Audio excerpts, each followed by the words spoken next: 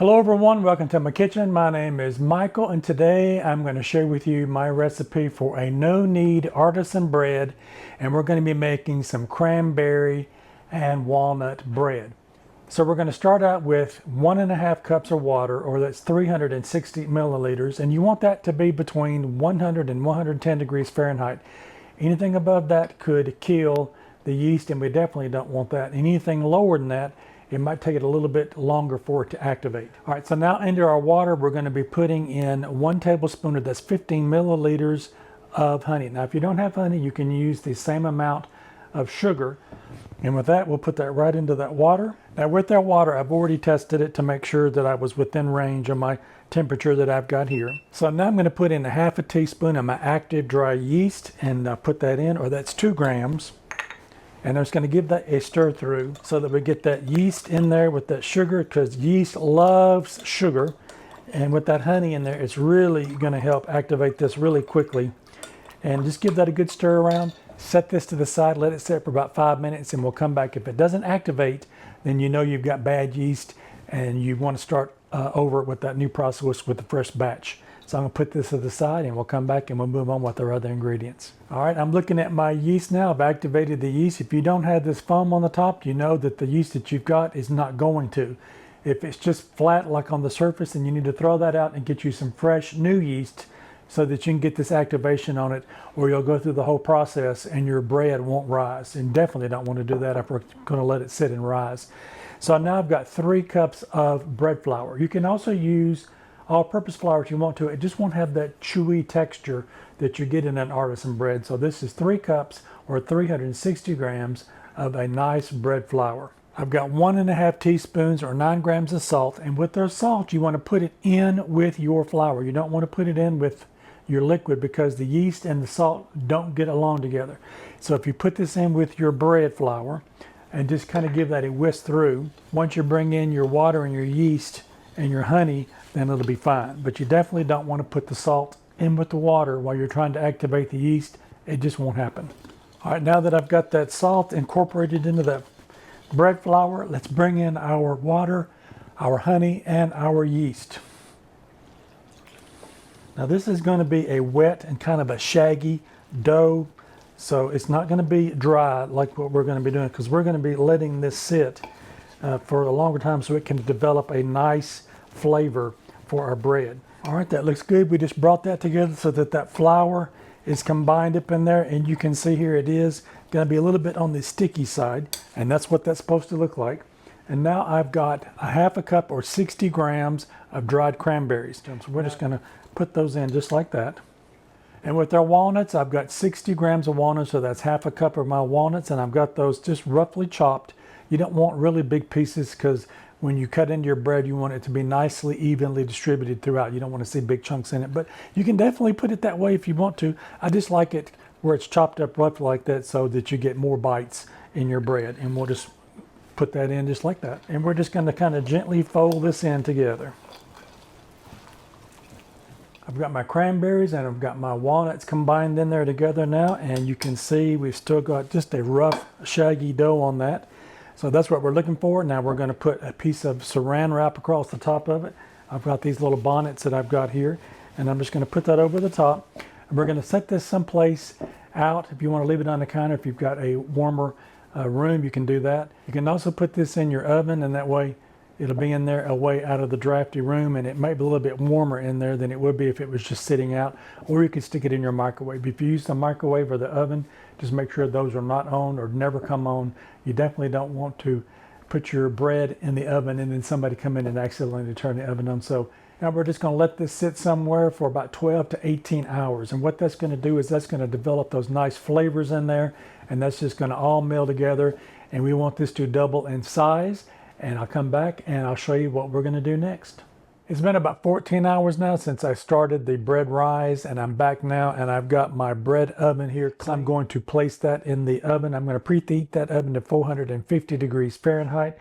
And I've cut a little piece of parchment paper. Normally when I'm using a regular Dutch oven, I would use a piece this size and just crimp it up on the sides when I put it into the Dutch oven. But I cut this so that it fits right in the bottom there, a little bit bigger than that, so that the bread will sit on the bottom just like that. So I'm going to put this into that oven. You want the oven to be cold. Your bread baker here is cold. We'll turn it on, we'll preheat that up for about 30 minutes on 450 Fahrenheit, and I'll put the metric conversions in the description box below, and I'll get started working on my dough, and that'll be the next step. So stick with me, and I'm gonna go start that oven up. All right, I've got the bread oven in the oven, and it is preheating up to that temperature now. So we're gonna start with our bread. So I'm gonna set this to the side, and I'm gonna show you what my bread looks like now. It should have doubled in size. So that's looking really good where we've got that now. So I'm going to set this aside for just now, and I'm going to grab me some flour, and I want to lightly flour the surface here. And I'm going to come in and put just a little bit of flour on my hands. That way when I start folding this over on itself, it won't stick to my hands. So now that we've got this, my hands covered and my board covered, I'm going to go ahead and turn this dough out onto the countertop here. I'm going to come in and put just a little bit of flour on the top of the bread loaf. And with this, we're just going to turn it on itself about 4 or 5 times. So I'm going to get my hands under it and just kind of stretch it out till it's, you know, kind of in a rectangular shape, and then just turn it in on itself about 3 times like that. And then we will fold it over just like that and press it down. Now we're going to turn it 90 degrees and just kind of stretch it out just a little bit more there. And we'll do the same thing with that. Just turn it into thirds and let it into thirds again. And if it wants to try to snap back on you, just let it rest for a few minutes, and you can come back in and continue to do that. So I'm just going to do this about 3 more times, and then we're going to let this sit. I've turned it on itself now about 5 times, and I'm going to turn it over onto the top, and I'm going to roll this until I get a ball shape. So just kind of use the ends of your hands here and just push it under, and you'll be able to roll it into that shape like a ball there. We want the top to be smooth. All right, now I'm going to come in with this paper that I've got here, and I'm going to put the dough ball on the paper so it can rest on that.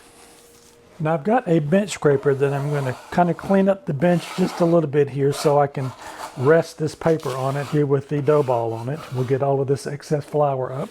All right, I've got my dough ball on the little piece of paper that's going into my Dutch oven. I'm going to put this larger piece under it. All right, I've got this larger piece of paper under the smaller one, and I'm going to use that to slide that off onto the base of the bread cooker that I've got there. So I'm going to let this sit here. I've got a towel here, and I'm just going to cover this and let this sit for about 30 to 45 minutes, and we're going to wait for our oven to heat up. And once we come back, this should rise just a little bit more. It'll relax a little bit, and we'll come back and we'll put it into the bread oven and put it in the oven. And I am back, and my dough has been resting here for about 40 minutes now. So I've got a bread lom, and if you don't have a bread lom, you can use a really sharp knife. But what we want to do is we want to cut a slit in the top of it, because if you don't do that, when you bake your artisan bread like this in the oven, it's going to find a place for the steam to come out, and it might be on the sides, it might be across the top, you just never know.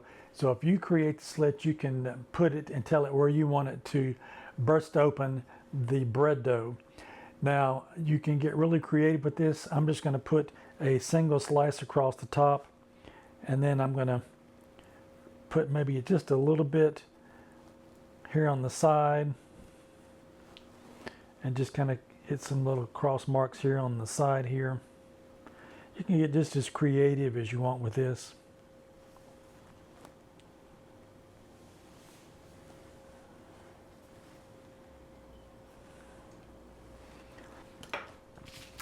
There, now I've told the dough where I want it to open up so that the steam can escape.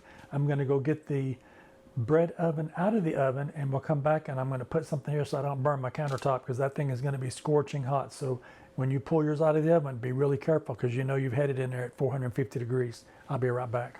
All right, I've got some heavy duty mittens on. Definitely you want to make sure you got something on that's going to protect your hands. I'm going to take the dome off and put this on the stove, and I'll come back and we'll slide the bread in it.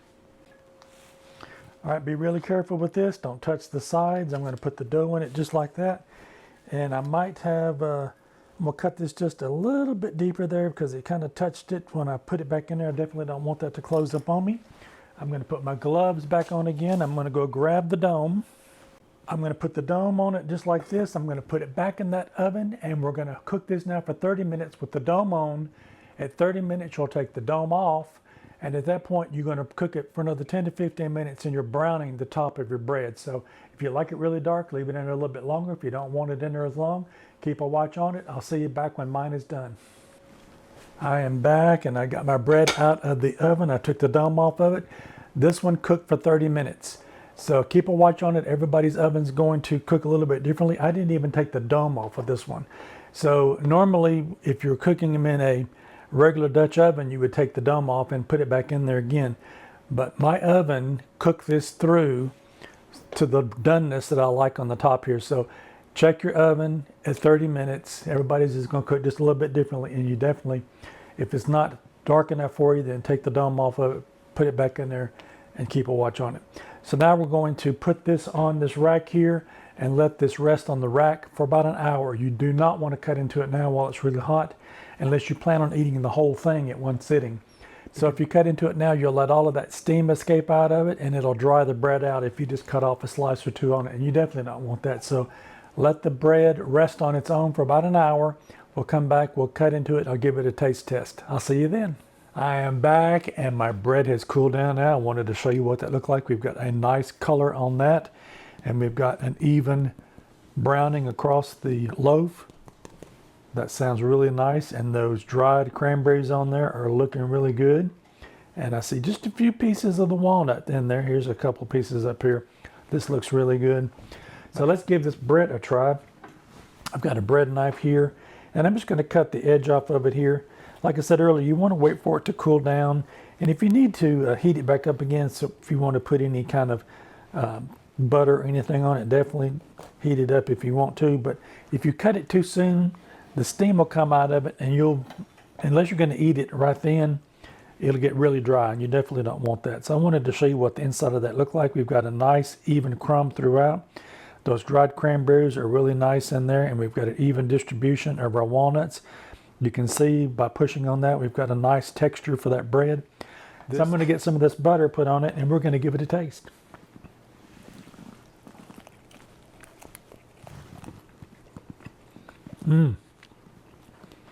This is absolutely delicious. It's got a little bit of sweetness from those dried cranberries, and I got a taste of one of the walnuts that's in there. I really like the texture of the bread. It's a really good recipe for this one. So good. You're going to have to try this one. If you like this content, maybe you might consider giving me a thumbs up. I would really appreciate it. And while you're at it, check out one of these other two videos here on the side. You might find something else you like. Don't forget to like, share, and subscribe. I'll see you in my next video. Bye-bye now.